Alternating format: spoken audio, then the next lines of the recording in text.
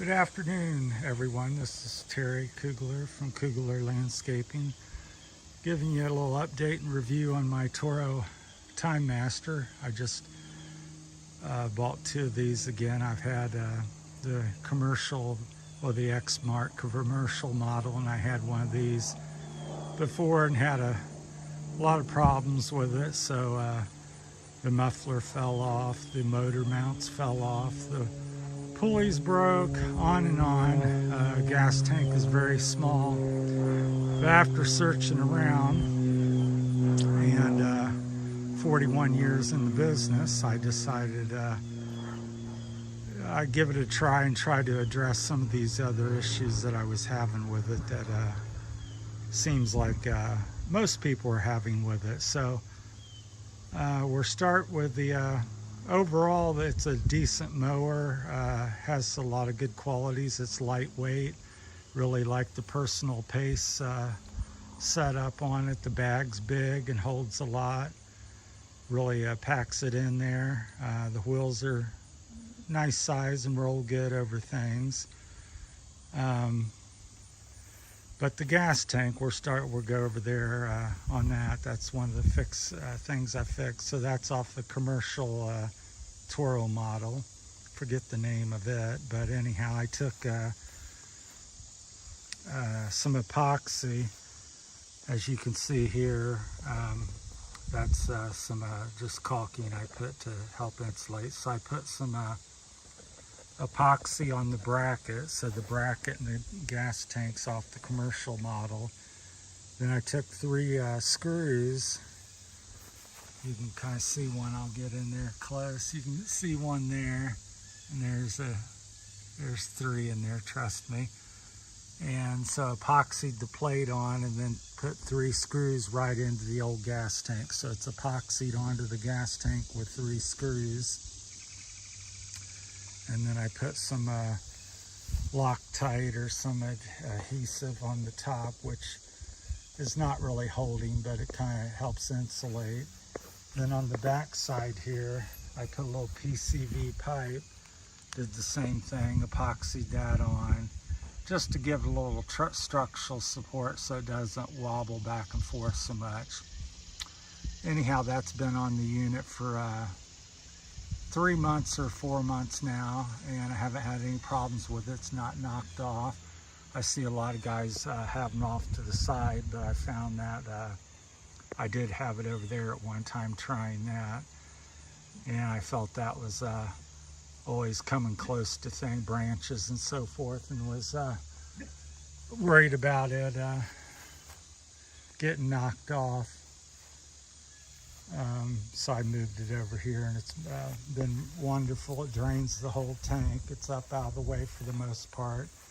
So I hope the camera's coming out. We're out here today. It's such a nice day. I thought I'd do this outside in the yard. So we got car noises and dog noises and all kinds of stuff. So I don't know how the lighting is. Once again, just started the channel, and this is so I'm just learning the tricks of the trade and shooting it all with my smartphone for now. So anyhow, I did that, and I can't really open it up at the moment, but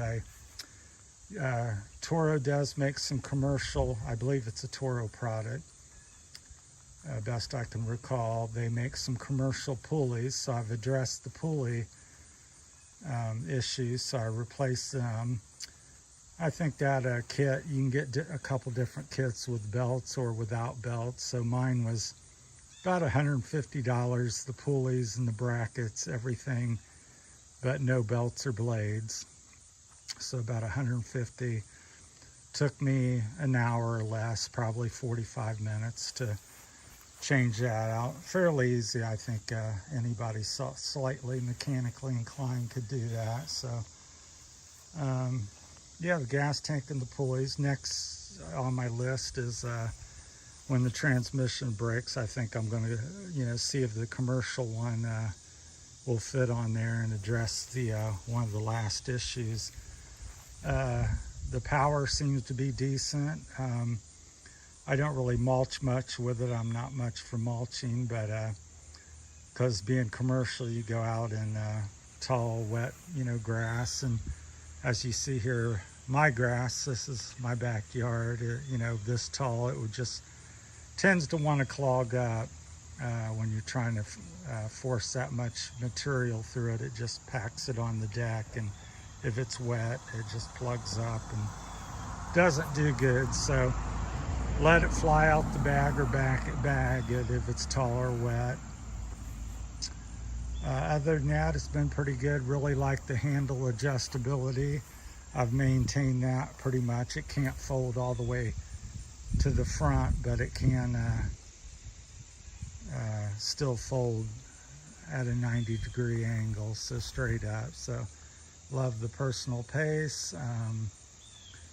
Very intuitive and easy on the hands, and the handle, I like that folds up. All your wheel adjustments are on one side, so one lever controls the back wheels and one lever controls the front wheels, so that's good. I guess you could rig up something and continue to use the stock gas tank, but like I said, I bolted mine to that, and so I had no desire to use it. That tank there has a gallon of fuel with it. So, but really like the being able to bag the side chute here on it. You can throw it out the side. It comes with a little side chute you put on there really quick access. You can lift that up. Sometimes I just tie it back, or I actually put the chute on.